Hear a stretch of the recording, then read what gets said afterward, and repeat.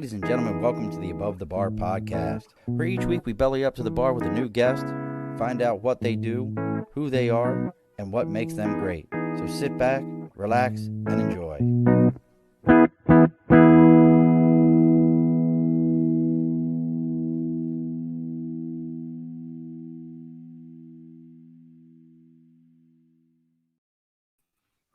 All righty, folks, welcome back to the Above the Bar podcast. It's your host, Sean. We are bellowing up to the bar today. The signs are on. We're open. We've got an interesting guest with us tonight. He is a adventurer, entrepreneur, half superhero. Uh, spends his days telling generals what to do, uh, and is willing to sit down and hang out with us at the bar. We have with us today the I'm calling you an entrepreneur because that's what you are. You're an That's entrepreneur. perfect. The entrepreneur himself, Mr. Taylor Cole. Look at that. You got your first applause of the day. Yeah, that was great. You know, we do our best to get it out there. Brother, welcome to the bar. We love having you here.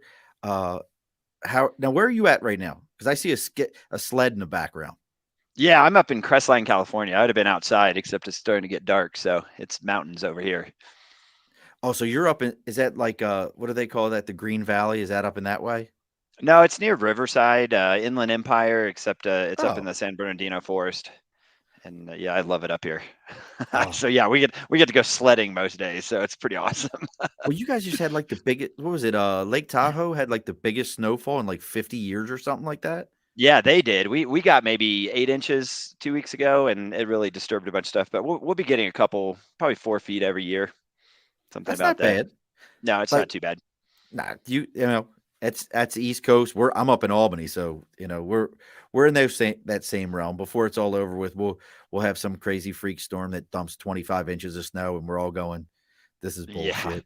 This is Yeah, bull." that was me in Rhode Island, right up there against Quidnick Bay. And yeah, we just got slammed for a while and no school. And it was awesome. Just Mhm. stay at home. Oh, that's a whole nother thing with no school. I really thought that my kids were going to end up this year with like no snow days. And we're going to get into doing the housekeeping here in a minute, right, folks. But I really thought we were going to have like no snow days because they figured out that these kids could do snow days remote. And then the teachers are like, nah, like I'm in my eternal senior year. I still No. think all teachers are in their eternal senior year, but that's a whole nother subject where I get dirty looks for it. But no, that's me. So before we get into it, folks, as always, we got to do a little bit of housekeeping. So the first thing for today, our prior guest and big supporter, Mr. Doug Smythe of Phoenix Shaving, went and sent us a sticker this time around. His Bay Rum Classico. We were just talking beforehand, Taylor and I. If you haven't listened to our episode, it's an earlier episode. I don't even know what the number is on it. That when Doug was on and he talks his theory on why Gillette added blades and everything. Go listen to that. It is mind-boggling. And then when you realize that it's one of the few conspiracies you will ever hear where you're like, oh no, that really makes a lot of sense. Like, no, that's marketing. That all makes perfect sense. Like, you need an extra blade on there. It's phenomenal.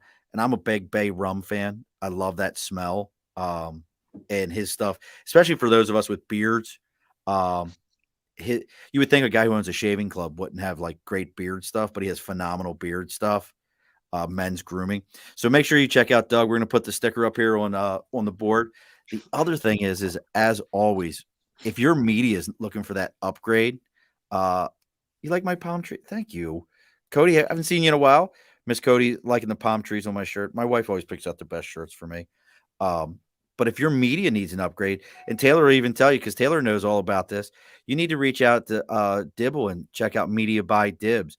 You mentioned Belly Up to the Bar. He's going to give you a 10% discount on your first order from him and a free consultation. Once again, that's Media by Dibs.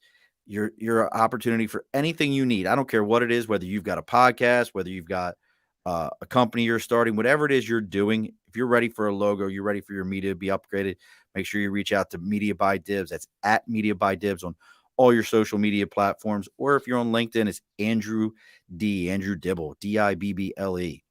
All right, now it's our turn, Taylor. All the house Yes. cleaning is done. So why don't you tell everyone? Like I gave a lot of like background on you. So when you describe yourself to someone or you introduce yourself to someone, how do you normally introduce yourself other than hi, my name's Taylor? It just depends. Like I've always my entire life enjoyed being on the two farthest extremes, like I like to a good example I give, I graduated valedictorian in high school, but then I had 60 hours community service. So I like I went to the Naval Academy, but I dropped out. I really like just being on both sides. So it depends. I'm a good listener. I'm a good I like to read crowds. I like to understand who I'm talking to, and then I play it, one way or the other. And it's never off from who I am, but it could be anywhere. I could be talking about just most topics. Well, that's the thing. Like and I'll give the story that it was explained to me. Says, "Hey, you got to talk to this guy, Taylor."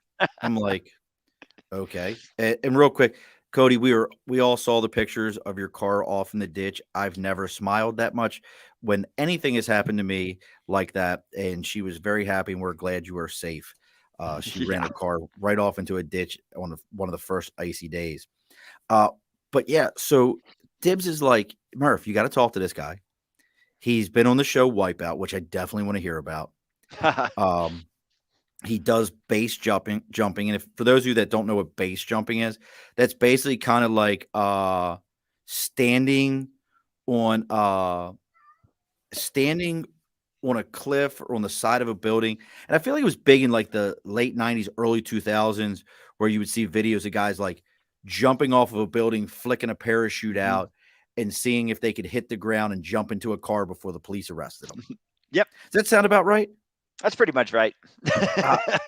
He's like, the guy does all this, and then he briefs generals on how to find or how to detect where IEDs are at. Yeah, you got to do both.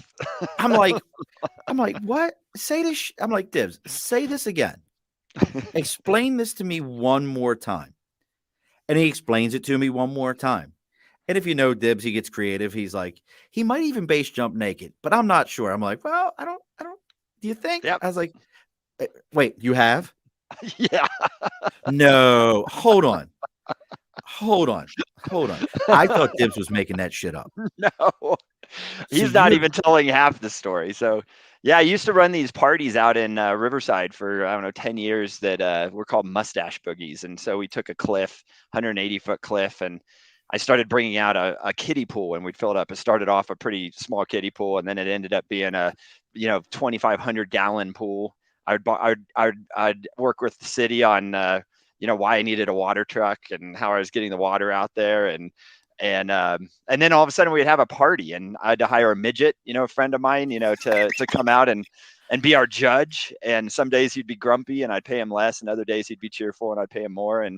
And we'd figure out how to have a contest where you have to land in the kiddie pool, you have to land on the slip and slide, take out the bowling pins, and you're graded on how cool you do it and what you're doing. And so it gets crazy. You get bonus points for being naked. You for sure get points for wearing a cutoff flannel shirt and a mustache. And you get bonus points for wearing a Speedo. You get bonus points for a lot of different things. Beer helmet. But yeah. I will have to introduce you to my buddies at Talking Beards. So they're all competitive. Uh, they're competitive beard guys. Like, they're incredible. I have to introduce you to them because I would like to see Scott Sakura base jump naked with this big long beard of his. His beard's like 2 feet long, and just see how that works out for him. This is hilarious. Like, It's awesome. so Dibs wasn't even kidding. Like, I honestly thought he was full of shit. He was just like trying to over exaggerate. No, he's probably under exaggerating. It's Oh been my a god. crazy go. Oh yeah, he mentions naked versus naked. This is a rule that I had for a long time. So yeah, if you go naked, NAKED, you're looking at fully nude. That means no helmet. That means no boots, no pads. But if you're naked, the way that I pronounce it, being family from West Virginia, and I just kind of get lazy on the word, that's boots and helmet. I've jumped naked with the NEKED quite a bit. Re- and trying to land into a pool or A onto a slip and pool slide. or slip and slide or downtown LA or wherever you got wherever you need boots and a Oh, helmet. wait a sec. So you've naked base jumped in LA? Like, are the statute of Yeah, limitations up on that? Are we good? I think we're good. yeah, we're good. Yeah, we have fun just doing what's called getting base. Building antenna span Earth. As many ways as you can. So there's night base, there's day base. That's actually even harder to do. And then there's chicken base, which means you're walking off of objects that you want to jump on. Maybe the winds are bad. Maybe your nerves are getting to you. And then there's naked base. So yeah, I've got naked base. I've got That's incredible. chicken base. Well, hopefully the parachute works and you don't become chicken stock. So, No, yeah, I agree. That would not be good at all. I need a beer to that one. oh God, that's hilarious. So how do we go from? So, well, let me ask this first: does this still go on, or is that those days behind you? Those are behind me. They built houses all the way up to the cliff, and we lost Ah, it that way. But man, we had such good times, and I'd work with the police, and I would work with everybody I could to get this 300 200 person party to go off all the time. There's a while we were doing them weekly, so holy it's just shit! yeah, people would make big flamethrowers. I have a picture of like a 150-foot flamethrower going in there, a police helicopter coming in. Nobody got arrested. We just talk our way out of it and just keep Well, it going. sounds So like you worked with them, so it wasn't like they didn't know you were there. They didn't know what was going on. It wasn't no, unsupervised. I think that's where people get themselves in trouble. Is they try to do shit like that and they do it undercover brother style, and people are like, "You didn't invite me." yeah, Now I have to be mad at you, and now I have to cause problems. So yeah, so we're doing this during all this. What I got to ask about Wipeout because we've all seen the show, for those of you, I got to say we've all seen it. But if you've never seen Wipeout, it's kind of you like have to watch it. you have to watch this. The best way I would describe it is like the American version, like the watered down American version of a Japanese game show. MXC. Yes, Yep. and it's the American version where grown folk just basically take ass whoopings for like $50 and a McDonald's gift card. Yep. Like there's I not got I much got to it. $30 in gas money. So I'm not kidding. That's exactly what I got to get second place on that show. Oh, So yeah, no, wow. I got invited on because I was flying wingsuits back in 2008 off cliffs, and a couple of my videos got out, and so they invited me, and then everybody else had to go stand in line at Disneyland or all these other places to get on the show, and yeah, so I basically got on the show wearing a wingsuit, and then when I showed up the first day up in Santa Clarita, it was funny. I was sitting in the back talking to this female contestant, and her thing was she walked across the country hitchhiking and eating out of trash cans. And so her and I were friends for a good, I don't know, 5 years after it.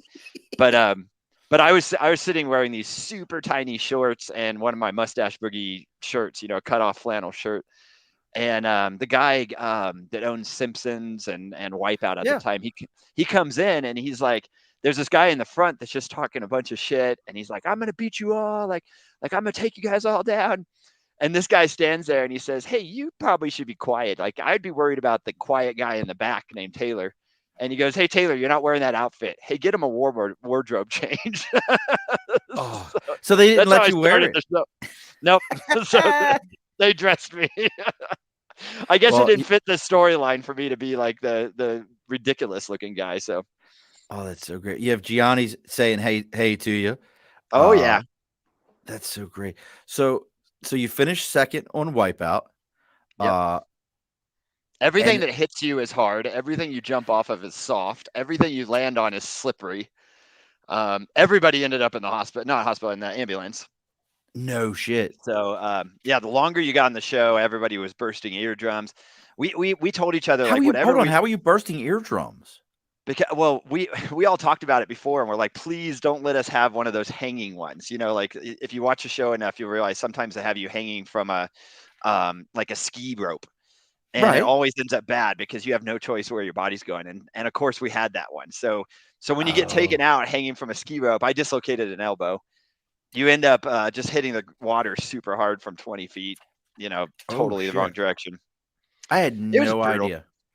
It was brutal, but I would do it again. It was super fun. I think I could take a beating. Wow.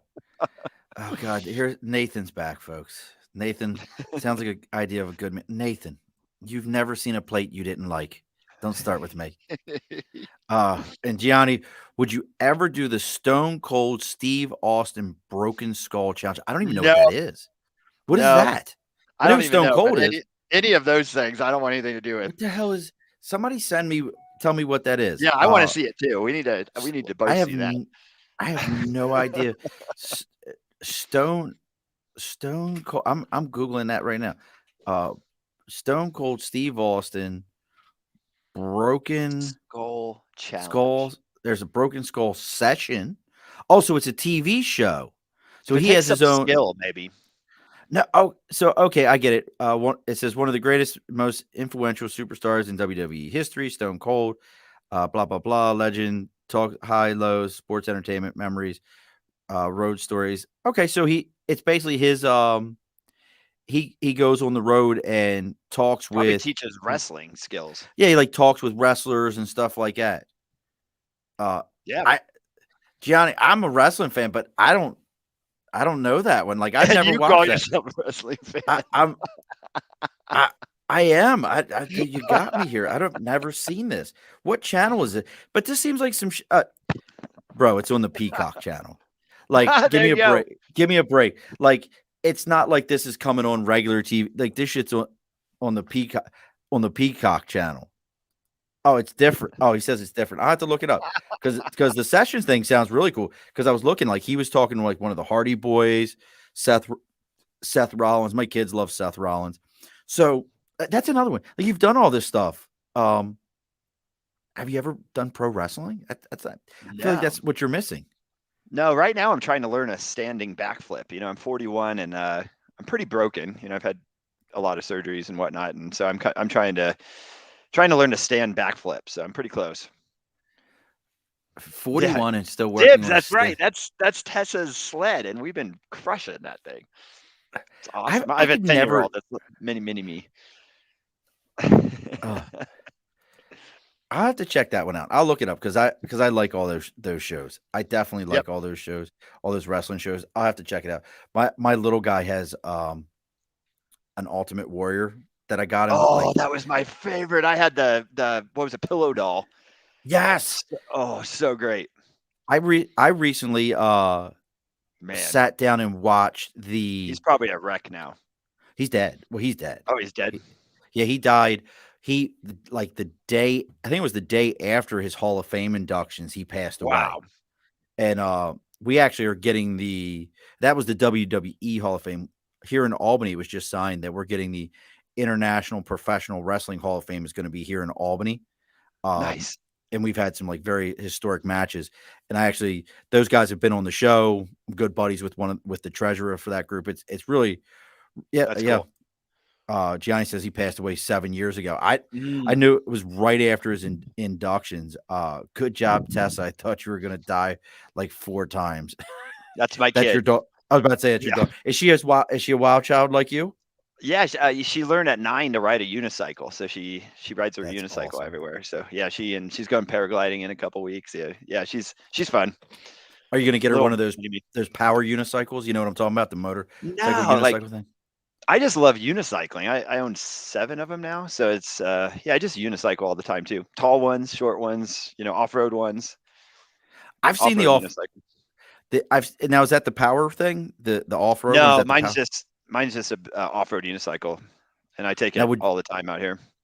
see I could see you now as we're talking, I could see you getting one of those power ones that like Yeah, people wear the everybody asks motorcycle me. suits. They look I pretty think cool. they do, and people are hitting huge jumps now. So Yeah. I yeah, couldn't who stand on a knows? pogo ball. You remember pogo balls? Like Yeah, I just about busted my ass on a pogo ball. I was never that that's guy. that's funny. Yeah. Oh, there you go. He wants you to base jump with the unicycle. Oh yeah, no, I have twice. I think he might have even been there for one of them. What? Yeah, I tried to Like, land on him. Yeah, I hate telling these stories because I end up, one friend or somebody from my family watches it, gets embarrassed. But yeah, I had to get stitches in my taint because I sat on the pedal. I used to tell my friends, I was like, an injury is an injury. It doesn't matter where it happens. Like, you don't make oh, fun of somebody because they broke an arm, oh. and I got stitches in a taint, and then eventually we'll get into mental health, and it's the same thing. You don't make fun of people. Oh, oh God, you had to get stitches in your taint. Oh, that's I so know. horrible. I know. Oh, I'm oh, I'm that's luckily the type of guy that can take it, so it's all right. Like oh, you can the take it in the taint. mockery well, yeah, well, that is, yeah, that's true. But I mean, I could take the laughing from people and the Oh, that's nonstop great. bickering and stuff, saying, "Oh yeah." So So, so you, so now you're doing all these things, and I want to get into the other side to this, which is like, the y- education side. right? Uh, yeah, yes, I will mock you. Have no doubt about it. It's my job is to mock people. I do very well at it. But so now the other side to it is you're a highly educated man. Yeah. Like I'll be honest with like, and I know that's probably that's a stereotype type statement to say, well, a guy who's willing to do all these things, he has nothing to live for. He's an imbecile, Yeah, if you who would asked do these everybody to kind of things. draw a picture of the guy you talked to so far, Right. everybody would draw the exact same guy. He's on Right. drugs. Eh, He lives with his mom. right. It would look like the movie Point Break. Hmm. It would be like a Point Break type character. And if you don't know what that movie is, I'm probably too Amazing. old of a show for you. I might be too old of a show for you, or you just need to go watch the movie and then you're fine. But go watch Point Break. You can even do like the scene in your backyard with your airsoft gun and be like, Oh yeah. no, where he just Yeah, that's shoots a off into the air. classic skydiving. Love that It was a movie. horrible skydiving scene, but it's classic in skydiving. Yeah. So that's the other side to this is you spend your day, and we kind of hinted at it, telling generals what to do. Are you? And please tell me if I'm off base and you can't talk about it. Some No, secret it's fine. squirrel level shit. Um, Tell people what you do in your regular, what pays the bills for you to be a wild man. Yeah, so the official thing that the Navy allows me to say is I'm the chief technology officer of one of the Navy labs, in the United States, which is great. How I got there, there's been stuff published by the Navy on this, so I can talk to that. I was running the predictive analysis of human behavior group for the Navy for 8 years. So basically using math to kill, capture, and kill bad guys. That's how I got to know the police in Riverside because I was helping them with cold cases. I was doing a lot of like numbers type stuff, but I was running all the numbers people that were doing numbers for the Navy. So I've deployed all over the place. I've spent I don't even know 20 months out at National Training Center in Fort Irwin in tents as a civilian. I always wanted to be in the military, so I went to the Naval Academy. I got in, and I was 135 pounds, 6'4" when I got into the Naval Academy. So I was like a stick. Wow. I was 5'8". I was 5'7" and a half, 127 pounds when I went to boot camp for the Marine Corps, and I thought I Yeah. was little. No, I Holy was like shit, a bro! stick. They had to turn you sideways and lost you. But yeah, I went off and got my master's degree in fluid mechanics. So I wanted to understand how wingsuits flew. So I'm kind of that perfect combination of mathematician and mechanical engineer. And yeah, so for a long time, I trained every single brigade that ever deployed to war during the years 2006 to 2012. And And I trained their S2s usually how to do predictive pattern analysis, how to layer their ISR assets in a way that was good, and I think we did a lot of good. A lot of those S2s we lost to war, like two of them that I know of. So it was just a crazy time to be working and just trying your best to help. And I was out at Fort Polk a lot. I was out at National Training Center. I was out at Hodensfeld, Germany a lot, and yeah, just doing our best to train people. And then we ended up being on the offensive side, of course, and so doing a lot of that stuff. So yeah, it was and good times. and for those of you who don't know what an S2 is, if you're in the service, we know exactly what the S2 is. S2 is your intel, folks. So when you're thinking, and so most intel guys are not. secret squirrel, I'm sorry, I need to Math go away. types. Yeah, they're Yeah, they're they're not. very analytical folks. During my first couple of years from 94 through '01, your S2s were the most boring people who hated their jobs because there wasn't shit going on. The Hmm. biggest thing they did was they knew the combination to the special safe that Yep. was And upstairs. then IEDs happen. Right. And then, 9/11 happens and these guys are like thrust into the Yep. center of With everything. none of the training. I'll have to, you know what? I'm going to throw a name at you. And if you say, Murph, I don't know who that is, I'm going to Yeah. throw a name at you only because you may actually know a Marine that I put in the Marine Corps. You ever heard the name Caleb Sebra? Yes. I'd have to give me some time and I'll come back to you on that, but I recognize the name. I think Um, I do. he spent a Honestly, lot of his time in Maryland. Um, I would have he, ran into him at one of the training centers. You absolutely would have. Yeah. Like, I just always remember, great kid. We still stay in touch with each other on Facebook. I put his brother in the Marine Corps. Great family. Tried to buy his Camaro. I wish I would have bought his Camaro years ago. Um, but Yeah, I he was one. definitely recognize the name. So I may have. I remember most of the names that Yeah, I worked with. great kid. God, and he was one of these kids. He went to Rochester Institute of Technology. I'll never forget that. I didn't even know where the fuck Rochester was. He Yeah. goes to He goes to RIT, drops out after his first year, comes into my office, cuts a 99 on his ASVAB, and Yep. goes, I want to get into Intel. We sent Yep. him to Intel. He goes to Meade. He was stationed out of Meade. And I just remember him coming to me one day and going, Gunny, I was working. They said, Zebra, get your stuff together. He got his bags packed. He goes, I went into BWI. And if you've ever been into BWI, that's a Oh yeah. busy airport. I Yeah. would put it on that, it's not Atlanta, but it's Yeah. pretty damn close. Yeah. It's not He goes, Atlanta. It's not Fort Worth, but it's next level for yeah, sure. you know, he's like, I got into BWI, and he goes, next thing I know, I'm walking through BWI with my rifle and my bags, and got walked out of a door and onto the tarmac to a private plane because it was the CIA that he was going with. Yeah, that's awesome. Yeah, I Like, got the but Civilian Expeditionary Service Medal and the GWAT medal, and really, it was cool to be a civilian. I have two uniforms. I have a Marine uniform and I have an Army uniform in my closet, and I'm allowed to wear them. And I was going what's to ask you crazy is that. Now, they both say did they? civilian, and on the Okay, rank it just says U.S. And the only people that could wear those uniforms are civilians because I'm a civilian. So in the war, we got just too super gobbledygooked on what is people mistakenly call me a contractor all the time. And I am not a contractor. I'm a GS-15 civilian. So we have the same rank. We take the same oath. Other hand, we just don't have contracts locking us in place. right. But then we're the ones that build the systems, build the weapons, build the ships, build the processes. I spend a lot of time out at TRADOC. Anytime we do something good, we'd put it in TRADOC, and then if I could train less people face to face and get more people trained in doctrine, so we drove hundreds, if not thousands, of pages of doctrine. So that these S2s would end up learning it ahead of time, so we could teach them even more advanced stuff. So it was Are super you telling fun. me you were my death by PowerPoint? Probably. I mean, that's the pain of the. Can I cuss? That's the pain of the fucking army. Oh God, it, that was And the Navy. that sure was on the country music channel. It might have been. It might have been. Uh, Yeah.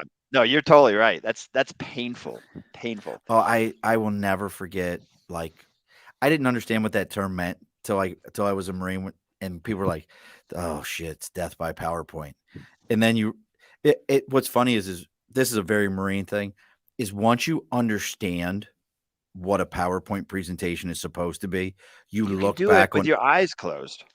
well, then you look back at everyone who's ever given you one, and you're Yeah. like, They you did wrote an nothing. entire 15 paragraph order on one slide. Yep. It's supposed to be 3 to 5 words, So a now we're bullet going to point, get and move on. the real fun conversation with Taylor. So I strive to be. I figure the whole world is going down the sheeple path, and not because I'm conspiracy Not theorists, left or but right or because anything.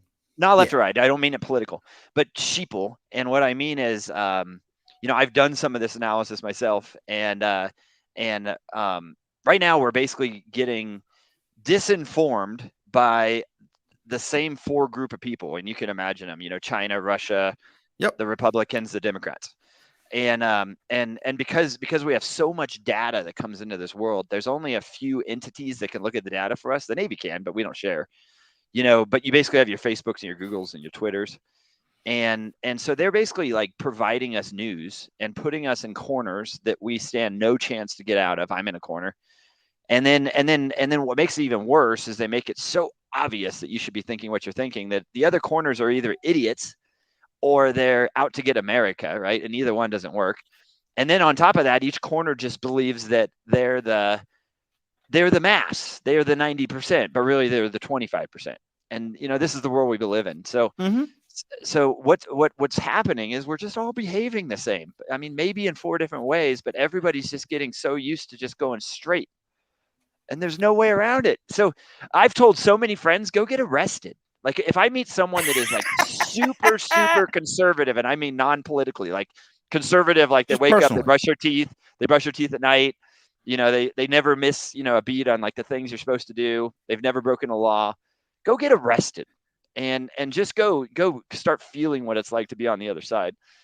I am not a sheep. I promise, and I'm not on either side of the politics. I am not ever going to bring up politics in this conversation. So I'm like center, but Well, it's funny you it's say bad. that people are like that.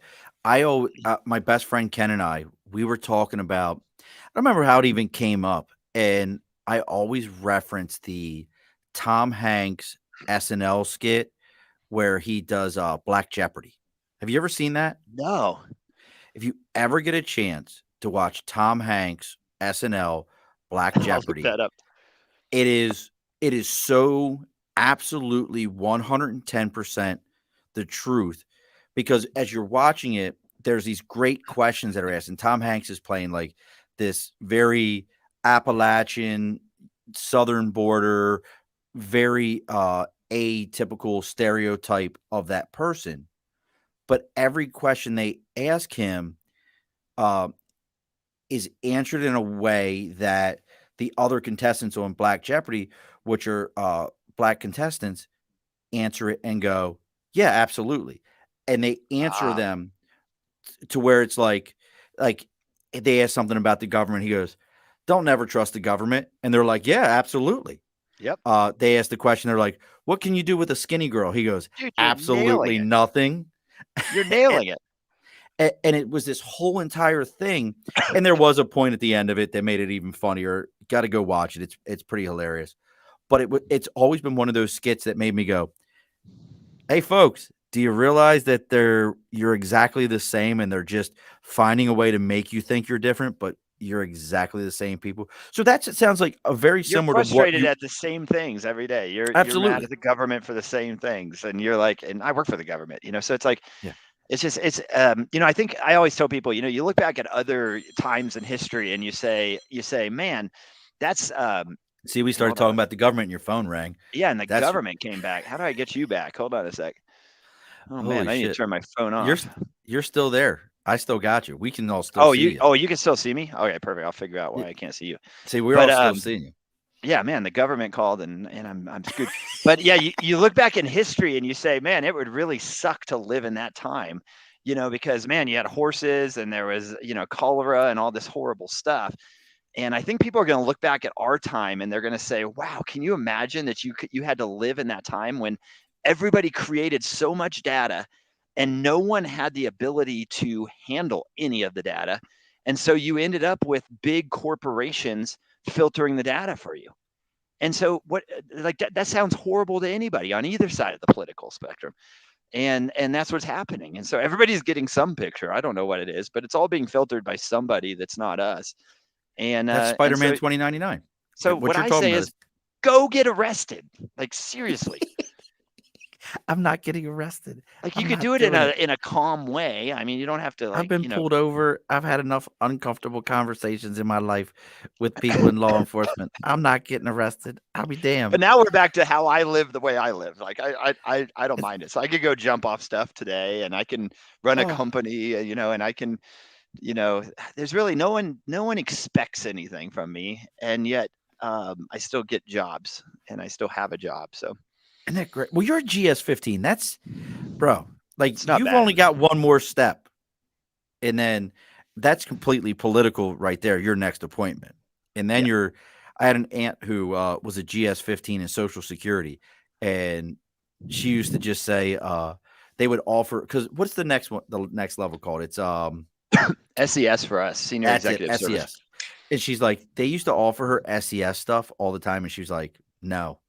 And they're like, well, why? You're going to make this, that, and the other. She goes, SES Anthony, is, don't get arrested. And yeah, I love Anthony. I mentor him. Don't get arrested. Like, yeah, don't do it, Anthony. And you got a don't cool do that. last name, Pacheco. I knew a Yeah, Pacheco. he's in law school and he's rocking it. He doesn't need to get arrested. Yeah, don't do Not yet.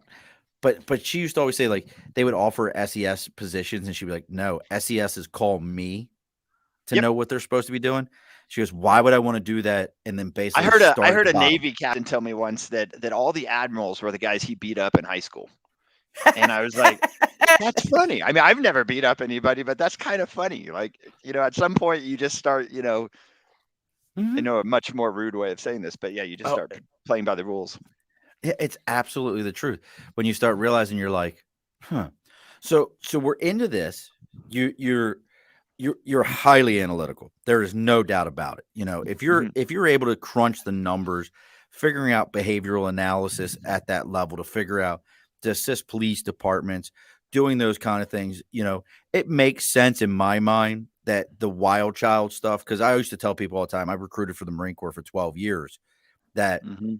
people when I first started on recruiting, they'd be like, the Army's your biggest competition. These kids are gonna, and I used to tell people after about 6 months, I was like, Army has no competition with me when it comes to recruiting. Neither does the Yeah. Navy. The kid who wants to join the Army and the Navy is not coming in my office. He may walk in once in a blue moon. Hmm. The kid who's walking into my office is also the kid that's walking into the Air Force's office. Yeah. And people would say, well, that doesn't make sense. Yes, it does. Because in people's minds, from a physical standpoint, physical challenging standpoint, standards, you're going to go join the Marine Corps. Boot camp's 13 weeks It's long. the same reason why if you heard I was a base jumper, you'd automatically say I was not going to college, and Right. it's the same stuff. Exactly.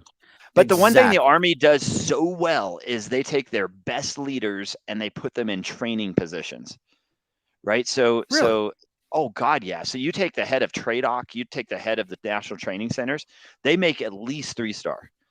TRADOC makes 4-star, but they make at least 3 stars, right? So General Cone that I used to work under as a 1-star made 4, and he's at National Training Center. You will find nobody in the Navy that's in the training environment that's going to make a 4-star. Oh, I would agree with that. It's Yeah, that guy needs crazy. to be, but that guy needs to be working. He needs to be out like working, right? But the Right. He Army's needs like, to be no, working. we'll put him training. But I don't know, industry, Mhm. like my company, you'd put the smartest person on training. You put them, I'm on recruiting, right? So I love recruiting. So I go out there and I tell people like, hey, if you could pass me, you could get past recruiting, and I'm not going to ask you standard questions. Like, how do you define time is something I ask all the time. And someone tells me it's a second. Really? And I'm like, well, that's really crappy. I was like, is it the same second for someone that's giving birth? Or is it the same second for someone jumping off a building? Or That's an is it the same, interesting. and it's See, I do like recruiting all if day I long. ask you a question, just try to think big and don't think like the sheep, because it's not what I'm thinking. See, I Ever. tell you, because we're making left turns right now, folks. We're into the left. We're in the left We'll lane. just We're keep making coming left back. turns. We'll keep coming Uh, back. See, no, I do staffing. I do recruiting all day long, and the question that always messes people. I always ask people, what are your needs out of your employer? What are your goals in Mhm. your next position? Now, the one Grit. that always, what really messes them up though? What do you desire out of your next employer? And I always tell them, I'm like, desires could be anything from I want a You job nailed it. where they have beanbag chairs in the break room, or they're going to send me to seminars to get better. I can't tell you how many times I talk to people and they go, well, I've never thought about that. Yep. You Because sure? Well, that gets to grit. That gets to what they're right. willing to work hard for. Well, look, That's The huge. anybody who listens to this, and I meant to say this towards the beginning, and I'll say it right now. We just had our biggest download week for the Above the Bar podcast. We had a 63 download day and over 135 downloads this week. In the podcast world, in the day It's to day, you awesome. might say that's nothing. In the podcast world, that's huge. We talked about it last week that uh, Spotify said there was 1.2 million podcasts, and I can't remember if it was 2020 or 2021. Of those in the last 90 days, there was only 30% of that was still active, and most podcasts don't go past 10 episodes. This is episode 95 or 96. Yes. So we're doing this thing, but I bring this up because you're talking about that question. I love that question. How do you define time? Mm-hmm. I ask people, what do you desire out of your employer? Because no one ever quits it. You have never quit a job a day in your life. I tell this to people all day long. You have Mm-hmm. never quit a job. You have left employers and bosses, and you've left cultures, but you have Dude, you're never so quit a on it. job. You've never Culture is quit a my job. favorite, favorite talk. So like I one of the I, things that I talk I culture can't. all the time. Yeah, one of the things I can talk about because it closed down, but I was doing this predictive analysis stuff, and then I ended up getting a call, to go interview for a job, and it was for what was called the Strategic Studies Group. It's like the Navy's highest think tank. They helped plan the war in the Pacific in World War II. And Oh wow. so I went over there and interviewed, and at the time I had something bad on my record from base jumping, and so they were kind of embarrassed to bring me in, and I ended up getting the gig. So I worked for I worked for 2 years for a think tank, and one of the years we worked on culture type issues where we were trying to revolutionize the Navy personnel system, right? And we had senior leaders from all 5 services. Now there's 6, but there's 5 then. And Space Force. space. But Why don't you bring me back? I will come back to Space Force and be a recruiter for you if you call I me like Space if Force. they'll let someone 41 years old, I'll come into the Space Force. That sounds awesome. But yeah, we handled Navy person revolutionizing that, and then we handled expeditionary operations in the year 2030. So it was like culture came up so much because Oh it's yeah. like it's so important. So when you have a culture that's allowing, pulling people to 20 years in retirement, and this is going to be one hell of a rabbit hole, so don't go down this. I But retired after 20 years. and then it's going to go away. I can almost promise this 20-year retirement and all services is going to go away. And then the culture is going to be absolutely rattled, Oh, right? absolutely. Because like right now you bonus people and you just promise them that when they get 20 they can retire and they can double Right. dip or they can just leave, and that's not happening. And then on top of that you throw in E2s and E3s that are under the poverty line, Right. and they're not allowed to use WIC and not allowed to use these other issues. Yes. The military in general is in big disheveled state right now, But this and isn't it's new. going to take it's going to take leadership, and I'm not the one that's doing that. I, I can promise you right now, and we can definitely get into this rabbit hole for a moment. Um, there is, and I've said this for years, and I'm going to give this to you because you're one of the few people that could probably put it in the hands of somebody and go, "Ain't this some shit?" Every young service member suffers from separation anxiety. Yeah. Every single one of them. And I used to tell people, and they'd be like, "You're crazy." I'm like, "Listen to me. Mm-mm. You take anyone between the ages of, I was 17 when I went to boot camp. You take people between the ages of 17 to 22, average age. You send them to boot camp. They have spent their entire lives being told Yep. that they're special, that they're loved, that someone gives a shit about them. Any of those things. Here's an old Marine for you right there. One of my closest friends, Ray. Love you, brother. Um, Yep. Ray's got a hell of a You're story, I'll tell you. you're so right. So they spend their entire lives being told they're loved and they're special. You then send them to some form of boot camp, whether it be Marine Corps for 13 weeks or Air Force for like 6 hours and a margarita or whatever it is. I'm not sure what they do. And you send them off to these places, but the entire time they're told you ain't shit, you Yep. suck, your family sucks, no one loves you. If a letter is an hour late, a day behind, you question, your worth. And then they come home, and the first thing that happens when they get home is some girl tells them or a guy now because it's much more acceptable, tells them, "I love you.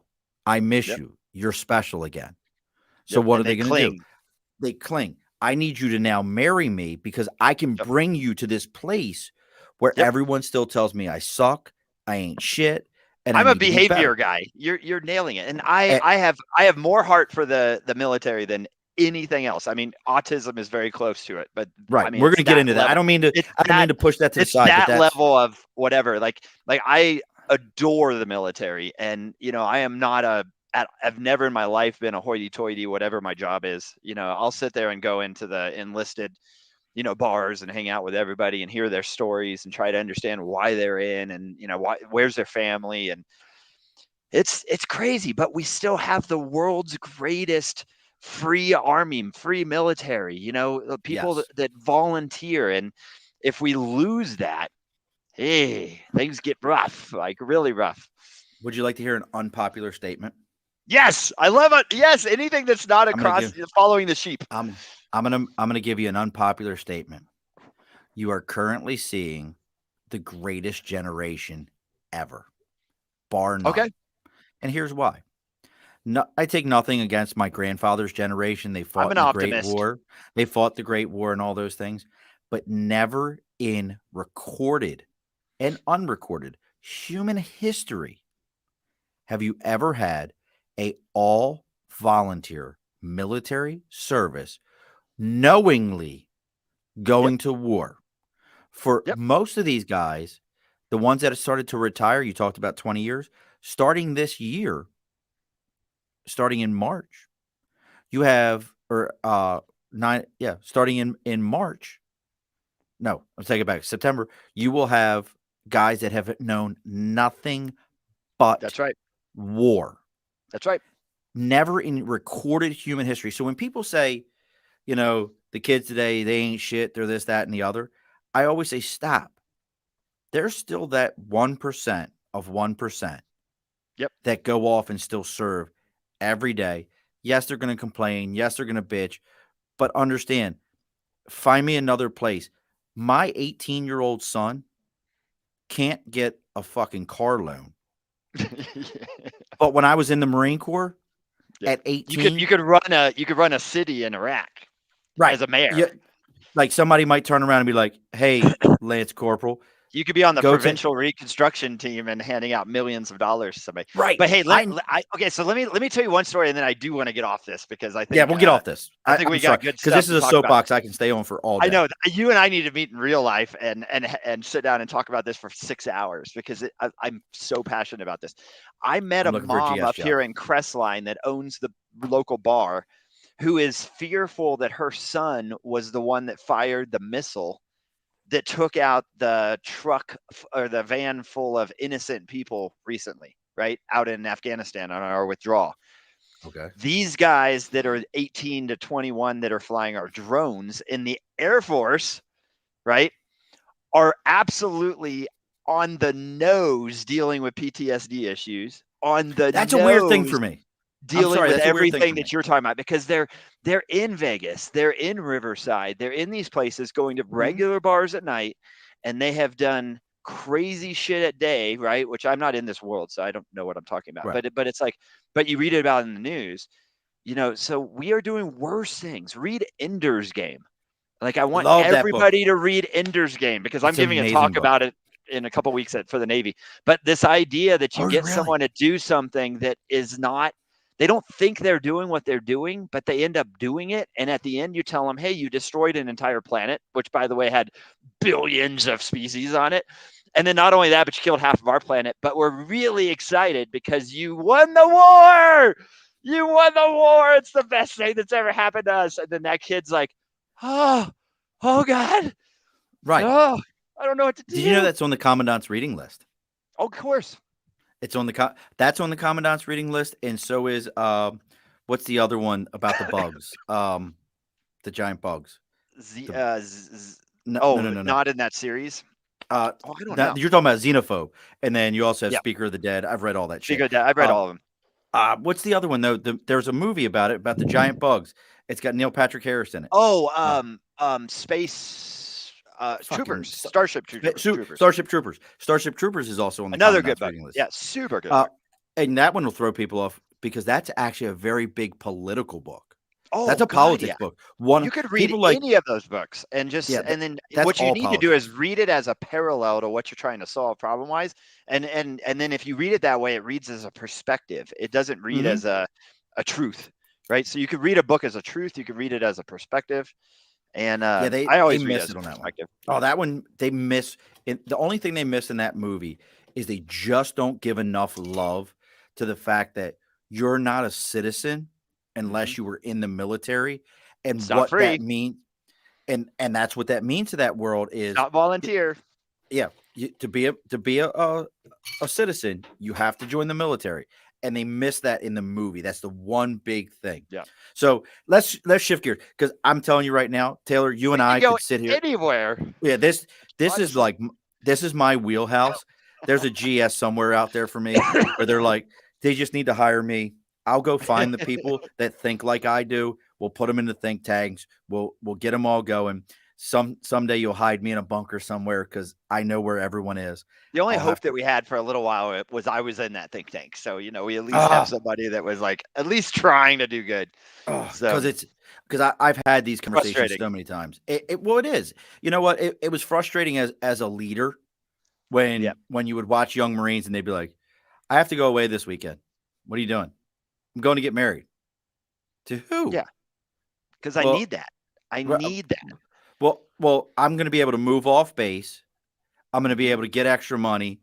Well, who are you And marrying? none of the welfare programs. So as soon as he Right. realized Because that's a they bad always tell idea. you, Hmm. I married staff sergeant, You married the 3 Waffle House, waitress, and you realize yes. you are way under the poverty line for the house that you're living in. Married staff sergeant, 3 kids, could barely make a mortgage payment. And what was crazy is when I was on recruiting duty, I was doing great because I got extra money. Got Yep. off recruiting duty, went back to Lejeune, could barely make mortgage payments. Oh, I love Wick, Lejeune, except for the traffic getting in. It's a great well, they've base. changed all that. I don't know when the last time you were It's there. still bad. When I is it so my stepmother still lives there. I will. Here's a crazy one for you. I will when I retire, Yeah, it'll go be out to there. Jacksonville, North Carolina, and that's where I'll die at. Is Yeah, Jacksonville, no, North Carolina? I I have love it no out doubt. there. I do. It's wonderful. Thank you. I try to I honestly do. I try to explain this to young Marines. They're like, Jacksonville sucks. I'm like, hold on. You're What? 45 minutes from Wilmington. You're 2 hours from Raleigh, 2 hours from Myrtle Beach. You're on the coast. You have people that pay stupid amount of money to go to Surf City and Topsail Yep. to vacation, and you get to live there. And they're like, what? I'm like, It's because they're being told to be there. As soon as thank you're you. told to do something, you're It like sucks. you're against it. But if you all of a Absolutely. sudden just got rid of that, you'd be super good. Let's get into Burble because you and I we keep making left turns. Let's get into Burble. So I'm going to explain Burble the way I understand it. I Perfect. want to tell you if I'm getting it right. This naked So, base jumping, predictive naked analysis, Burble human stands for predictive base jump. analysis guy. So Yeah, Burble now all of a stands for sudden, base jumping under regular blackout legal education, yep. counter results, ending Or it could just after. be a company focused on autism, which makes no There you sense. go, and I think that's what's it. And but we talked about this beforehand, and I've said this many times. The young man Jay who wrote the music for my show has Asperger's. He is a music savant. You can play an instrument for Jay, let him watch you play it, hand the instrument to him, and then you're going to be mad at yourself because the years upon years of practice that you put into this in watching you, Jay's better than you are. Yep.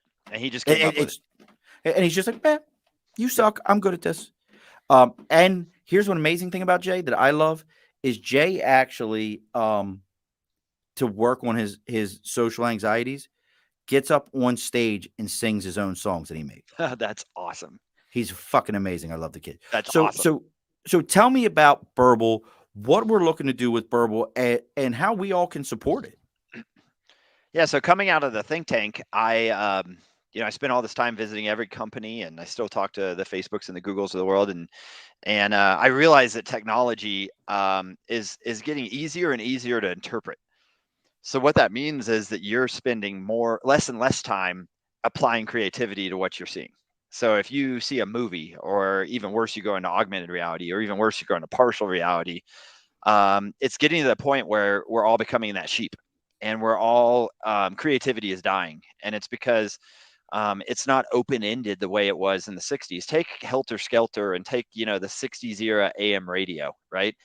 I was raised on that with my dad, even though it was way before my generation. I was born in '80.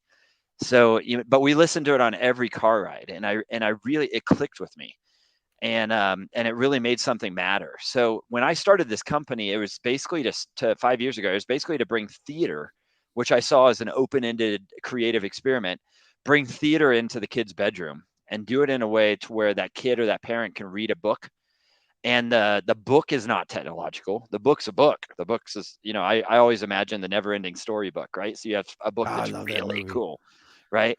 And then It's the all of a sudden the never-ending story. environment around you makes up the details in the story, right? Or helps you interpret the details in a way that's more magical. So my company went through a lot of hiccups to get to where it is now, and so now what we're providing is what we found through tons of efficacy testing and beta testing is partnering with neurodevelopmental centers. I briefed the California Autism Board 2 years ago. I've Wow. now partnered with the Autism Board, and I'm a startup. It's crazy. But if you take a lot of lights, thousands of LEDs, and you run lights with 5.1 sound, which means five big speakers, four in every corner, and a sub, and you write it in the technology that I invented called minimally defined immersion. You do it in a way that you're never showing somebody what they should think. You're never telling somebody what they should think. Autistic kids are unbelievably better off. What do you mean? Just in the last 2 months, I've done autism story camps for 30 families of autism. And out of those 30 kids, I've had the full range, full spectrum, like massive, massive, massive. Another And fun when you story. say The full first, range, that means from nonverbal through high functioning. it's a spectrum. Yes, that's right. So you're nonverbal to it just as good. So the first 4 sessions, no one showed up, even though people booked the sessions. And I was like, man, this must suck. Like I must not be on something.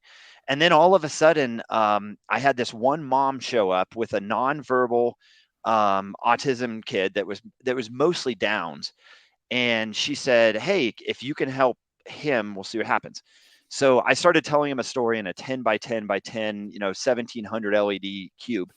And he started crawling along the behind the curtain where all the lights are. And I'm praying to God, like, please don't electrocute this autistic kid, That's because it is horrible.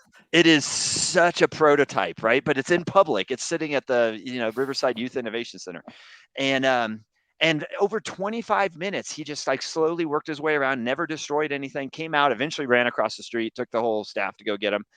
But the mom came back and was like, I am mind blown. She was crying and she's like, I'm mind blown that my kid has never sat still for 30 seconds. And I was like, well, I know, because we're onto something. And she said, but more importantly, you are comfortable for me to be around. I'm always embarrassed to go out with my kid. And she says all those other people that bailed on their autism story camps bailed because they don't want to be embarrassed by taking their kid in public, especially to go try out Oh, a new technology. no, So that as makes soon as sense. as soon as she went on the board and put a Facebook post on, everybody showed up for the next, like, so I was busy for every Monday, Wednesday, Saturday for weeks. And every kid was different. And so I'd say more than half of them showed up with full on noise canceling headphones. Oh, And wow. they would get out of the car, they would be looking at the ground. And I'd talk to the mom. I'd be like, hey, what is their therapist telling them? And they're like, they're not allowed to see lights and sounds. It stresses them out, and we have to work on, like, bringing them down and all this stuff. And I was like, well, that's what this is, but it's designed to be calming and create attentiveness. And so I would tell, oh God, I think the numbers, I got to remember the numbers. 92% of full spectrum autism kids will sit through an hour of storytelling. Really? An Now hour what? storytelling. So an hour of your storytelling or hour of storytelling in general? Me reading stories and the environment making up the details. So But now I'm curious about the LEDs for a second. Stay with me for a second. Now, is this just LEDs that are just changing, or are they So if you Yes. say, "Hey, they're in a field," it looks like a field out of LED Nope. lights. So yeah, you're right on what makes this good. So if I just went to the Van Gogh immersive experience with my kid the other day, and you go in something like that. There's projectors on every wall, and you're in the exact environment that you're supposed to be in, right? So your brain all of a sudden stops using two hemispheres to interpret. It starts using one because it sees what it's supposed to be thinking about, so it automatically starts paying attention to the audio and starts thinking about the words. So what we decided to do in theater, you don't show anybody anything, or you do in a very minorly way. We do it even less. So I've invented a technology, and we've patented this, that I can control thousands of LEDs in a single line, and I could basically run them through walls, and I could run it off a Raspberry Pi. So I could basically, like, the product that I'm selling to the autism community is going to be a full blown tent that goes over the bed of the kid to help them fall asleep and stay asleep, and it's going to be in the hundreds of dollars, like below $500. Now, And is that's that an because, issue in that community, the falling asleep and staying asleep? yeah, average autistic kid sleeps 2 hours a night. Oh, wow. I had no So idea. imagine the parent that's an entrepreneur, or imagine the parent that's going to work. It compounds fast. So yeah, what the most magical experience I had out of these 30 kids was someone pretty senior in the autism community brought their 13-year-old, and he came in with headphones, and she said that he was completely told not to be around flashing lights. He loved the full hour, and at the end of it, I said, I am getting a sense that you have a special power, and I'd like to see if it's true. What And do you he mean? says, yeah. So I said, okay, I'm going to tell you a story. I had a story. It was about a 20-minute story. It was for adults. It cusses, it kills people. Really dark, really dark, really dark sounds, really dark lights. Um, but basically, I said, I'm going to walk you through the cues of it, which was about 38 cues. And I said, just don't say anything. I just want you in your head to make up a story. And at the end of it, I want a 15-minute story, and I want to see what you come up with. So I had the GoPro working on the top with nice sound and everything. So I ran the cues, and he just, knowing he had an assignment, he was just like in it. And at the end of 15 minutes, he told me this story, and I matched it up against the cues. He hit every single cue. So So he I never called. heard your story. He just saw the lights. Nope. And then because he's autistic, he was very autistic. He kept telling the story. So like the whole time in the parking lot, his mom was crying because his whole life he was told don't be around lights and sounds, and now all of a sudden she saw it the same way I saw it. Even before she knew that he matched every single cue, she knew that Wow. he locked in on something that was based on this. He asked to turn the volume up. He wanted to actually interpret it in a way that was loud, so I turned it max. The walls were shaking; it was so loud. And then at the end of it, he walked it through. I looked at back at the video, and all 36 or whatever cues it was, he hit every single one with a story. I could not do Wow. that. You could not do that. Wow. Nobody on this podcast listening could do that. But this autistic kid that's been told to stay away from lights and sounds can. So it's like, Wow. what the hell? So And that was and that's that why was you say think only in different. looking at 30 kids, right? So the whole point is, we all need to think different. And then on top of it, we need to figure out why we think different. And you're going to touch on this. And I have audio processing disorder, which is holding up kids in kindergarten, and literally what society does when you think different is they put you in a different class, right? They do it Mhm. on the high side and the low side, right? High Right. side, they put you in AP and they put you in gate. Low side, they put you in SDC, and Well, you're in you my can't age operate. group. You're in my Yeah, age group. We called them. I hate to say it, they were brainiacs and they were sped eds. yeah, that's right. The Eh, short bus, right? The short right. bus people Eh, go over here, right. and the brainiacs go over here. And the problem with that is all the normal quote people are the ones that are fucked. Yeah. They're the ones that honestly will never experience anything other than what every other person experiences. Those Mhm. other two groups have the opportunity to do something special, but that normal group won't give them the opportunity. And you To read about control. this. That's right. You read about this all the time. You get the right autistic kid in the right job. This was a business review, Harvard Business Review article today, so everybody can look it up. I can send it to you. But if you get the right autistic kid in the right job, you're going to have 150% performance in the job. Well, yeah, no shit. You get the Well, right everybody in. My dad was special ed, so you get the right kid that's dealing with downs or dealing with those kind of things, and you get them in a company that's maybe putting a bolt on a screw or bolt on a washer, over and over and over again, and they're coming out completely engaged. Every other person you put on that job, they're doing half the bolts to washers, and they're coming out pissed off and doing drugs. right. How are you going to lead me to do this? Well, I used to I talk about this all the time. It's probably now been a couple of years since I saw it, but Silicon Valley has seen this years ago and started to change their process for job interviews, Yep. realizing that many people on the spectrum, like we're saying here, think different. This is a positive, folks. If It's you know so somebody in positive. that world, they that think different. Jay thinks about music different. You Mhm. know, his ability to do that.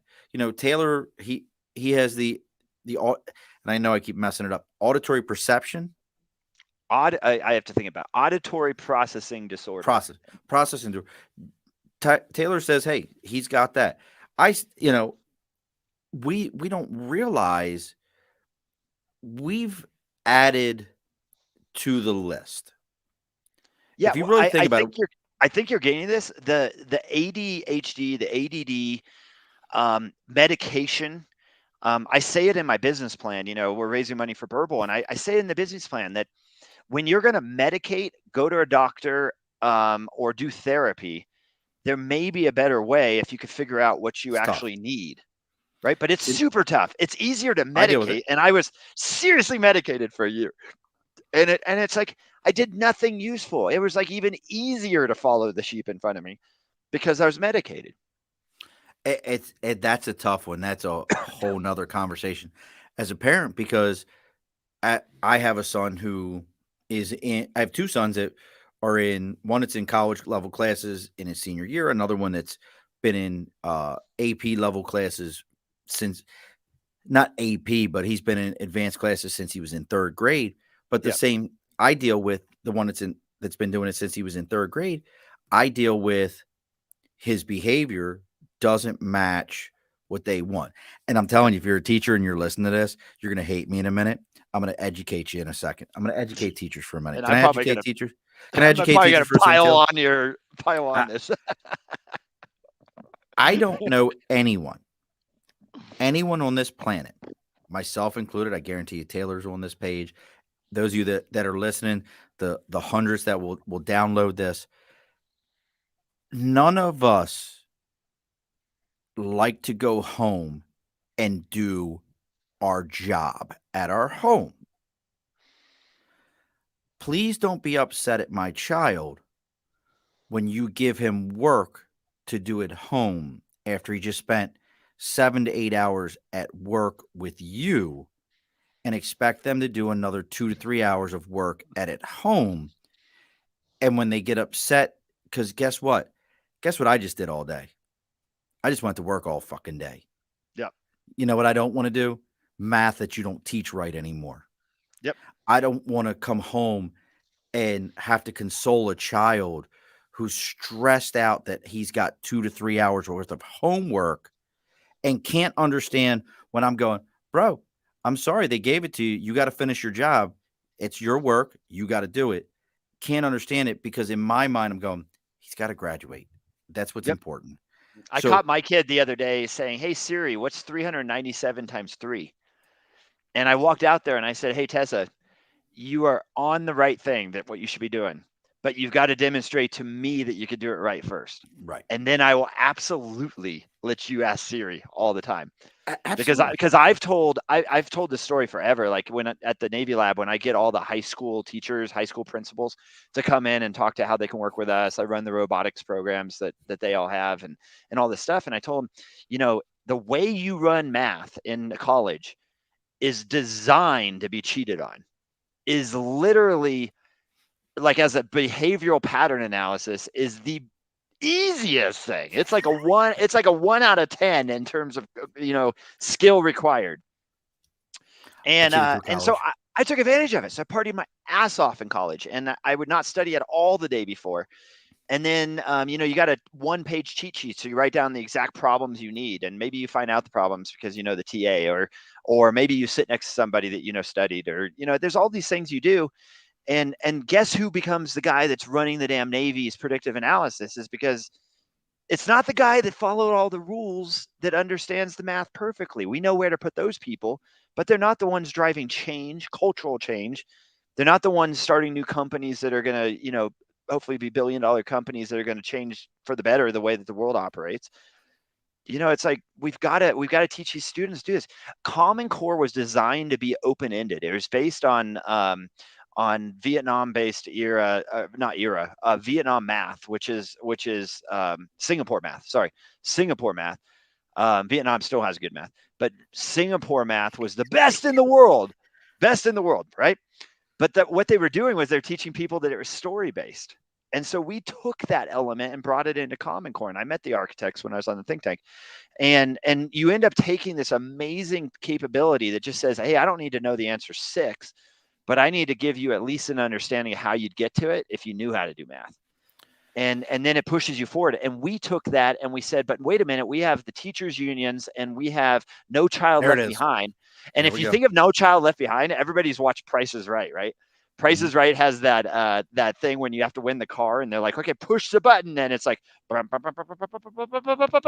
they're like, hit the button, and they're like, nope, it's not in that number, you lose. That's No Child Left Behind, right?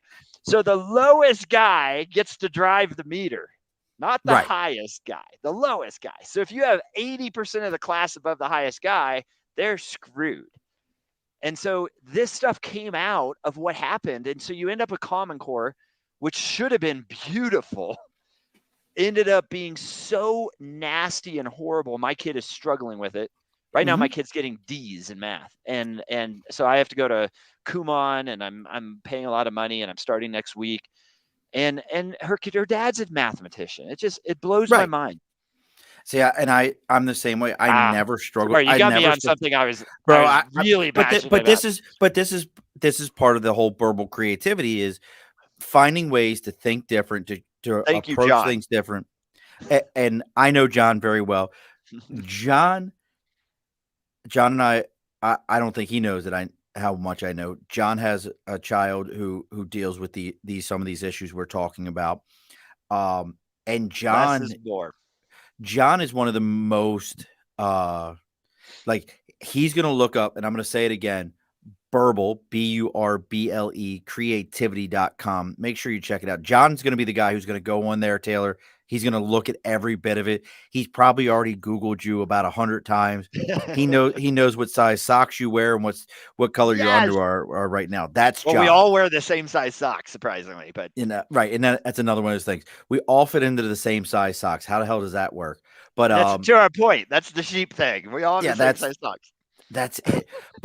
But so as we're moving forward in Burble, and trust me, I get so again, I've got children that are extremely intelligent boys that I sit down with and they explain things to me and they learn things off of YouTube videos and tell me things that I'm going.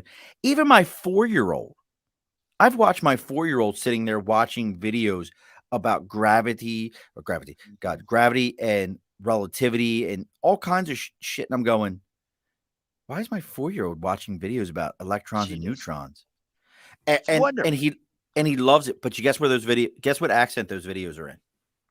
Australian. Indian. Oh God, yeah. When I talk about the powerhouse countries, India is the one of my three. Right? You got Russia, China, India, Mhm. and it's for good reason. I mean, they are rock stars in some areas, Yeah. just like every country. But yeah, fascinating.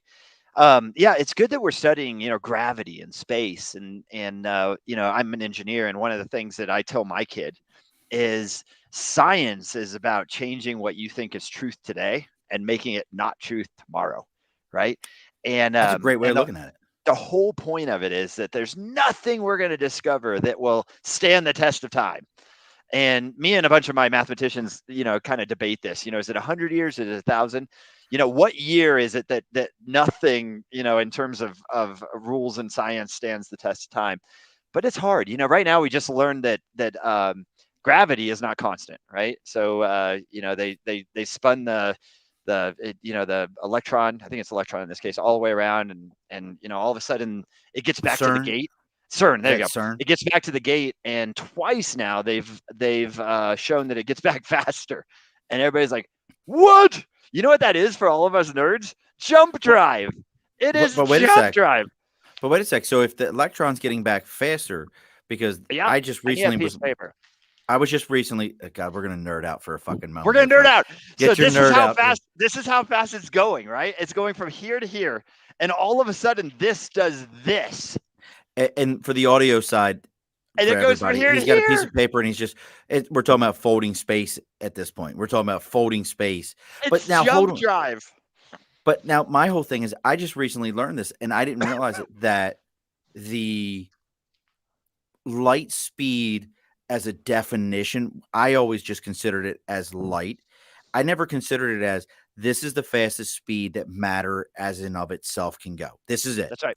So, but what you're Like saying though, electron, proton, but they could go faster if you that's what didn't I'm about spend. to ask. What you're saying is that if light speed is the fastest speed that any matter can go, if these electrons went faster than what they've ever been recorded in, that means they're going faster than light speed. That's right. Well, no, because No? that's an interesting conversation. I'd be going 60 miles an hour if I take a shortcut and get there faster than you can going a long way, right? So we're still going Okay. the same Folding. speed. We're getting into folding. Yeah, but I could get there shorter. But then we also got to remember, theory of relativity and a whole bunch of other stuff. The faster you go and nearer speed of light, the slower time goes. So Ooh. now you're and sci-fi does this well, right? Like somebody that's going the speed of light is only 30 years old and they've been on the road for 80 years. Their Okay. Yep. daughter that was just born is now older than them, right? And it's like Gotcha. fascinating.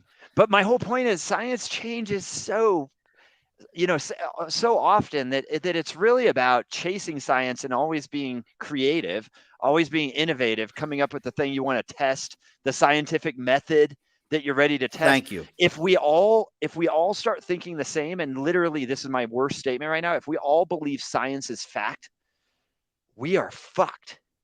Like so beyond, because Hold on. nobody Go will ahead. ever question the thing that is actually happening, right? Because they won't take it to a lab and they won't see if that's possible. And my whole master's degree on fluid mechanics was on dispersion modeling around buildings, right? So you take buildings, you have a airflow that goes over it, the wind, and all of a sudden you say, okay, it goes around the building in certain ways. Well, the government had a model that was based on dirty bomb modeling, which basically said that, hey, if a dirty bomb happened in LA, who would we extricate first, and who would we do last, and who do we expect to be dead, and all this stuff.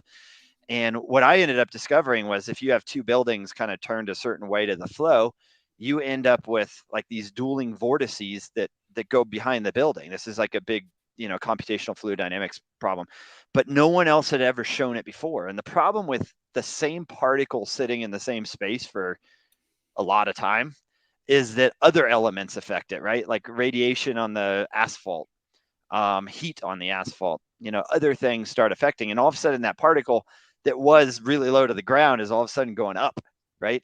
So from a fluid mechanics perspective, it's not super exciting that you got swirling vortices, but from a dirty bomb model, it makes a huge difference, Oh yeah, it's right? So monstrous. So now monstrous. you're So pushing. so You're I you're got I you're got pushing that called to the out to atmosphere. Los Everything. Alamos like really quick in college. Like, holy crap, we need this guy to come. And we changed all the models, right? And basically the way we changed all the models is they're not good. None of them are good.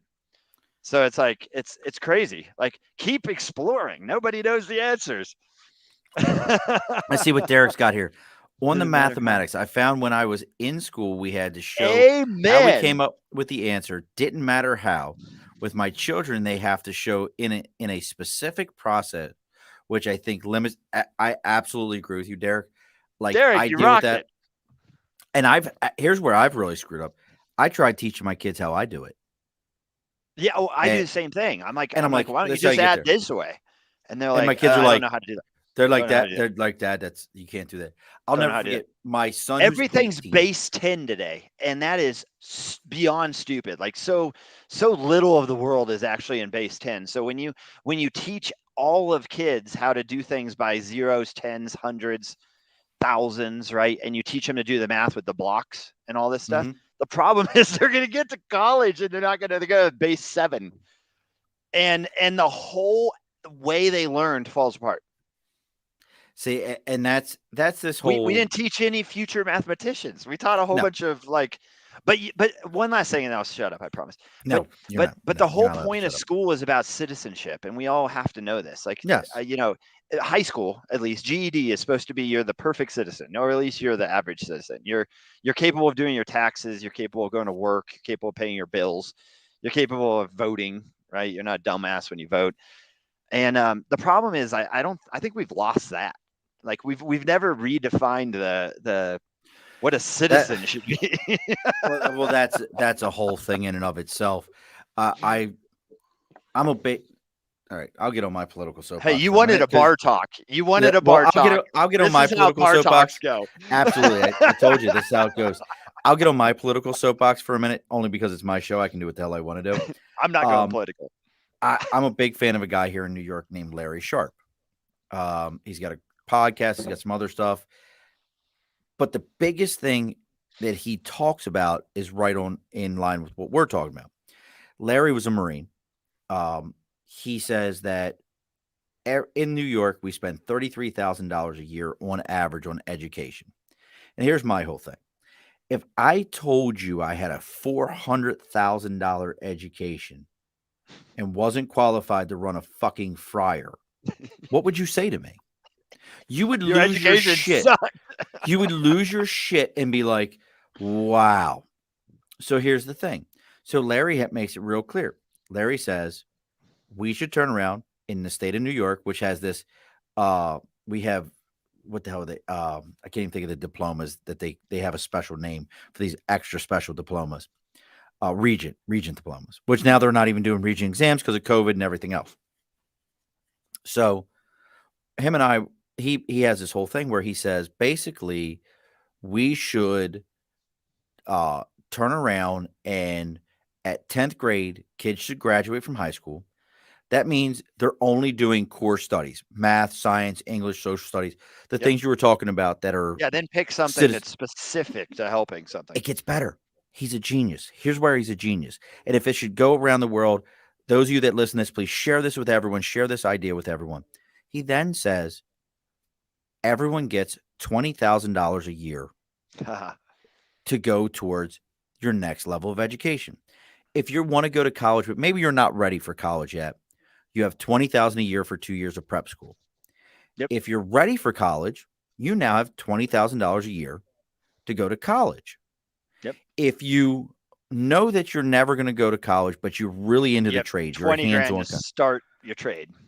you have 20 grand to go to a trade school. Yep. Maybe you're the kid that says, I'm just going to go to work.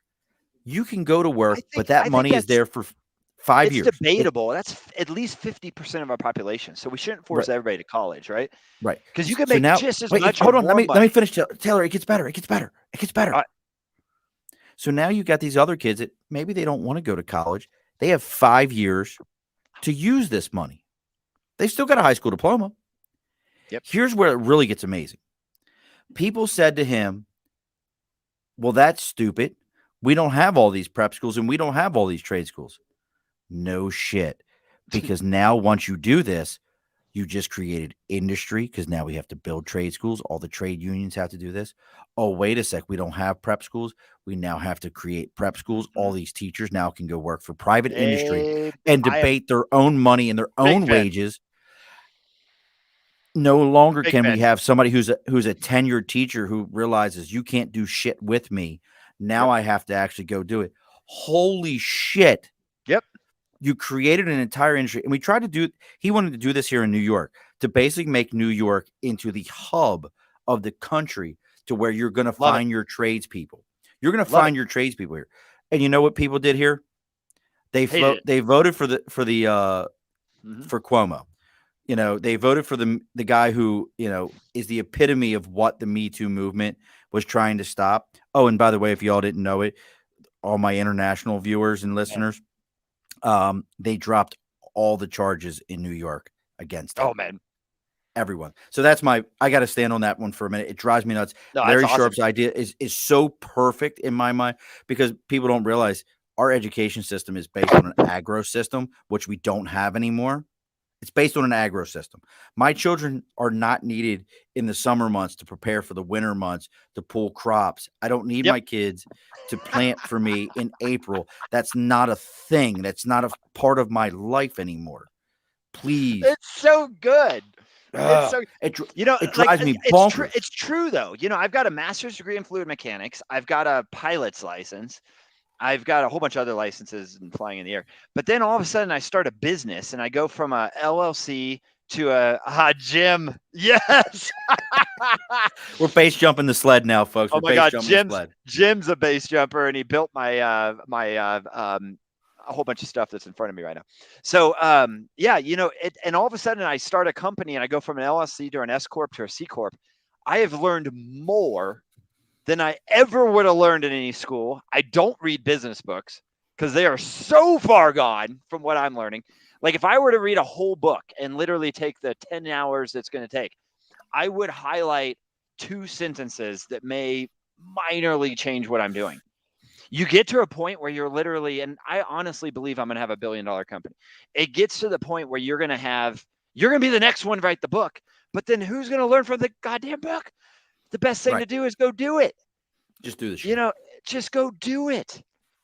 It's Well, crazy. if you're a $1 billion company, I would like to be your director of How talent about we just do acquisition. this every year and we start figuring out, how to Look, we've already maybe solved not all the fix, problems. but maybe just like inspire the world to do something Well, fun. that's the thing. Go get arrested. There's the name of our there's the name of Taylor's new podcast. We're going to call it Go Get Arrested. That podcast name alone will make him famous. Just a podcast called Go Get Arrested. And Taylor can have one every time.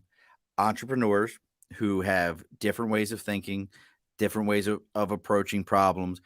Get some of those guys. Who's the one? I don't know the businessman's name. I love his videos where he's like, everyone wants to tell you congratulations for getting pregnant, but nobody wants to ask how many times you got fucked before you got there.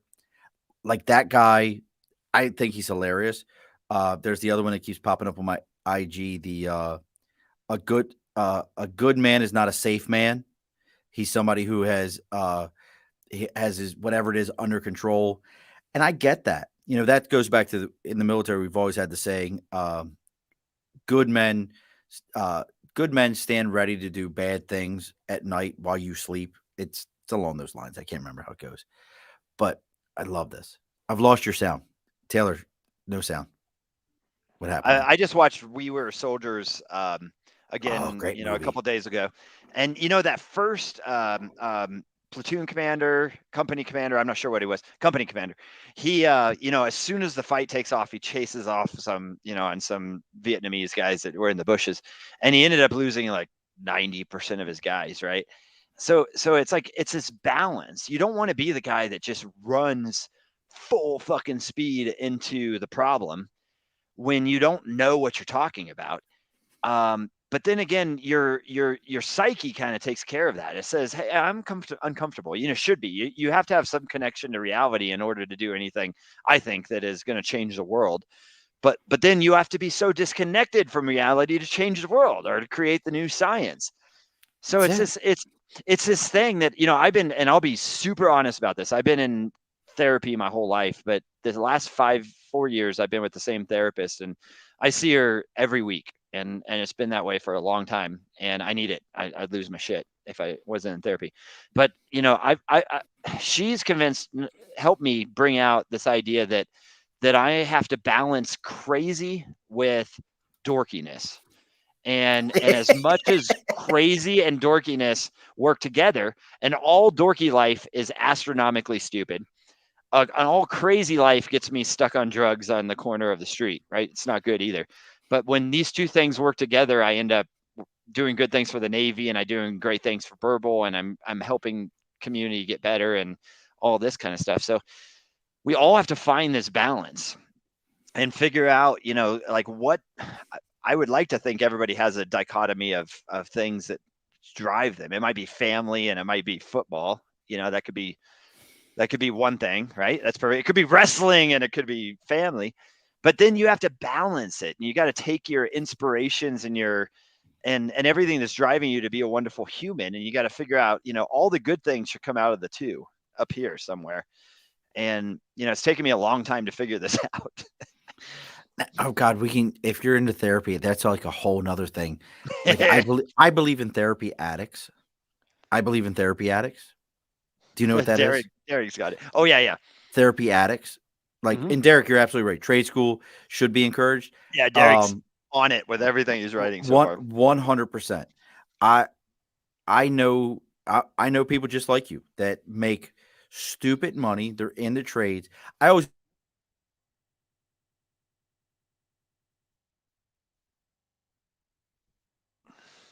Oh,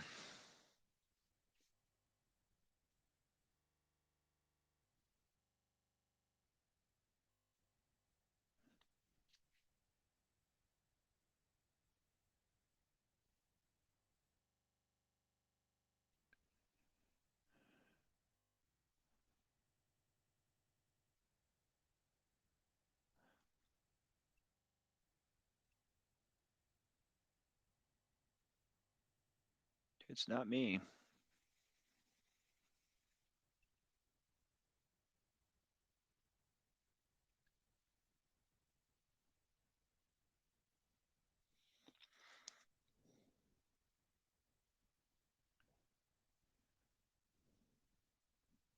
You there?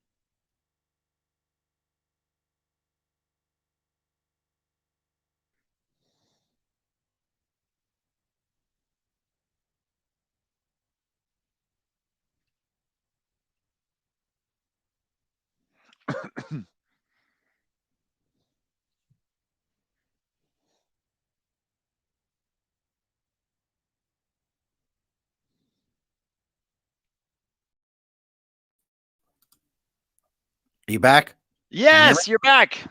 All right. I don't know what the hell happened there. Hoping you held it. Did you hold the fort down? I was I talking to people? I'm hoping you held the fort down. I'm hoping you held the fort down. Probably not. The- I'm hoping you held the fort down the entire time. I have no idea what's going on. I ended up having to like jump to my phone because to grab it. So a as we're getting this whole Nathan, thing, I'll do that. yes, crazy and dorky works. Look, Nathan, you suck at fantasy football. I'll just leave it at that. Leave that shit right there. You suck at fantasy football. Maybe you know, God, and if hopefully I don't go to hell for this. Nathan, you're on the Say it. spectrum of suck. Nathan, you're on the spectrum of sucking at fantasy football. Can I say that? Am I I okay to think say you can. that? I think you Taylor, I want to can. make I sure. I feel bad for Nathan though. I mean, that's harsh. God, just so you know, I not only did I win my fantasy football league, I so here's the whole thing, and we got to get ready to put a bow on this thing. It's funny. I don't watch any sports. So when people No, say, "Oh, not at all," oh God, I I love don't even sports. have TV. Really? I mean, I have a TV, but it's connected to my Xbox, and I watch Netflix and play video games. Is all Okay. that we Well, do. what's your Netflix show? We've watched most of them for kids stuff. Did you watch Witcher? Oh my God, yeah. My Yeah, I my just got mom off. even got it The I Witcher. just got My off. I mom. mean, you can see my massive scar on my shoulder. Like I just got off 9 months, 8 months, 8 months of total reconstruction of my shoulder. So So I haven't been, here's my base rig. I haven't been jumping for 9 months, and so I'm getting back this week. So I'm just finally getting back to the things I love. Nice. Nathan, I don't even know what the hell you're talking about. Hey, you don't even do it yourself. I beat your ass in fantasy football. You suck. Moving on. You suck. Moving on. Moving on. You suck. I love Nathan. Yeah, I'm gonna have to hook you up with Nathan so you can go on Nathan's show also. Yeah, hook me up with But anybody. That's perfect. but Cobra Kai. Like I watched the first 2 seasons of I Cobra just Kai. started watching that. I'm on one I season in right now. I watched the first two Yeah, seasons and then I was kind of like, okay. yeah. Witcher, Uh, Witcher, I love. It is right Witcher is on amazing. everything you and I have been talking about is like right Witcher. It's like Yeah, like keep it extremely like not what you expect, but at the same yeah, time kind Witcher of is rad. amazing. Love I'm reading Witcher. the books right now. I'm on I the just bought third I book. just bought my mom the books. I just bought my mom the first book because she got into it. Yeah, I You read know, the it's first book 2 weeks ago. The second book last week. I'm about a book a week. so, but I love comic books, and I'm a big Dune fan. I love the Oh, 1984 I've read Dune. that. If you can get through the first 100 pages of the original Dune book, Yep. you're a badass reader. I suck at like I couldn't do it, No, I but skip. It's like Atlas Shrugged. Like if you want to read that, yes.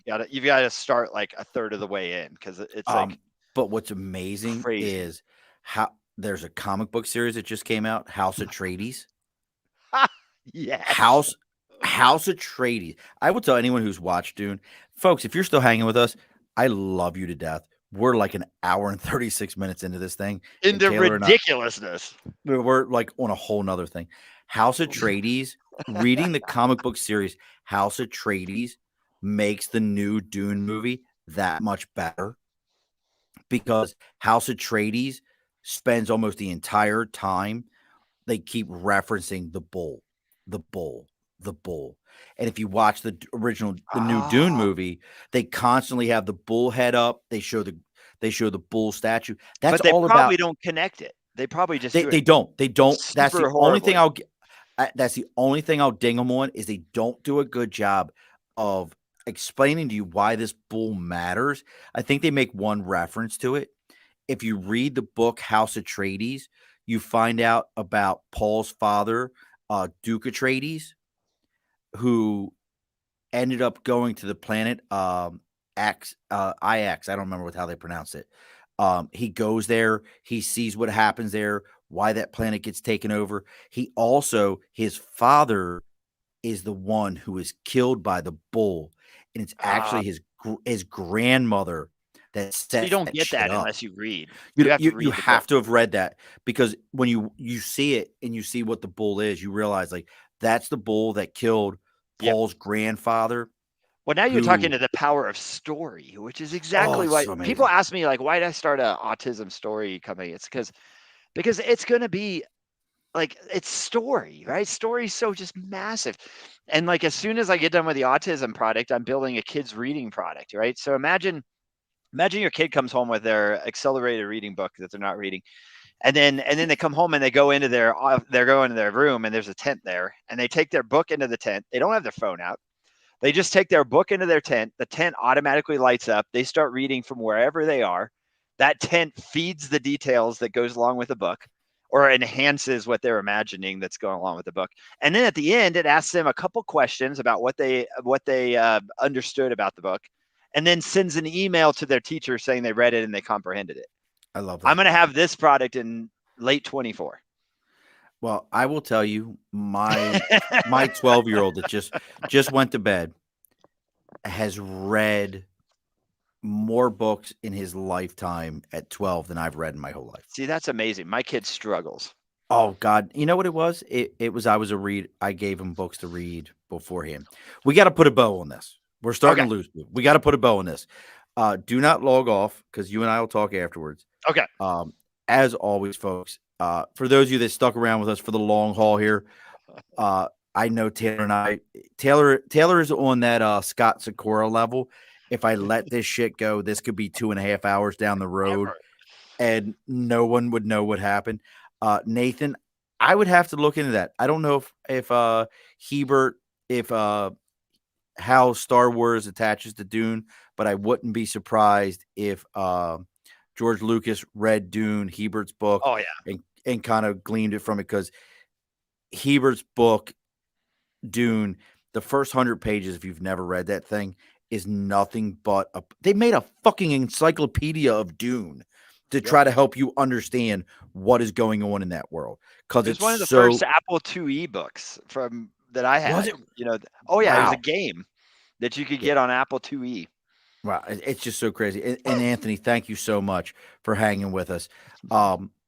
Check out Burble Creative, BURBLE, creativity.com. Take the time, look at it. If you know a kid who thinks different, you may not realize it. The world is different today, folks.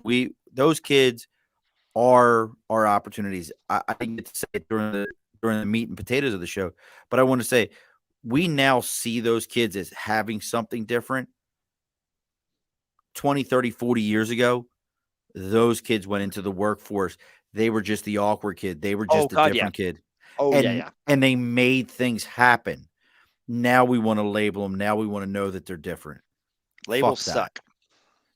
Yeah, save labels for the back of my soda, so I know what the hell I'm drinking. Not for people. Nope. Check out Burble Creativity. It's Nathan, when you smile, your heart slows down, Nathan. It's just too much activity for your brain all at once. I can't say it enough. Make sure you're checking it out. If you're liking what you're seeing here, make sure you're going and checking us out on Instagram, Facebook, Twitter, Twitch, the Above the Bar podcast. Our Twitter is the only one that's different. That's at Above the Bar 4, because they just didn't want me to have the big long name. I got to thank some of the people that have been around for us from the long haul. The guys over at God, I'm trying to get my box open here. Get my box open. Trying to get over here to Punk as a Doornail. Sent us some amazing stuff. We're going to be putting out. There's a Punk as a Doornail. If you can see it on the drumstick, signed by Johnny. I've got unopened vinyl records, dude. These are your people. The guy turned a skateboard into a guitar. That's awesome. And the skateboarding Braille guys, I love. I talk to them all the time. Oh, hey, just so you know, my best friend Adam just told me that I was broadcasting the whole time you were turned off. So I apologize for anything that happened in that period of time. Well, during that period of time, thank you, because you saved our ass. You saved my ass. I don't know what the hell happened there, but it saved me, and that's all that matters. So make sure you're checking us out. For those of you that are watching our live, make sure you go on to whatever platform you listen to podcasts on, whether it be Apple, Spotify, whatever it is. Make sure you start following. Make sure you start subscribing. That's the only way this message gets out. That's how Taylor's message gets out. That's how my message gets out. Remember, this show is about who people are, what they do, and what makes them great. Now, Taylor, as I said, you're not allowed to log off. We got to talk for a couple of moments after the show. But as I do with all my guests, you get the last word. What is it? I really enjoyed this. This was a good time. Anybody that creates spontaneous thought, that's not afraid to take left hand turn and end up right at the same spot they started. That is how we have to all start understanding meetings should go. And the more that we create, just creative thought and propagate it into this world, the better. Go get arrested. Alrighty. I think that's the fucking first. Alrighty, folks. Be sure to push your stool in. This has been an Earplug Podcast presentation. Found on earplugpodcast.com, iTunes, SoundCloud, and wherever your favorite podcasts are found.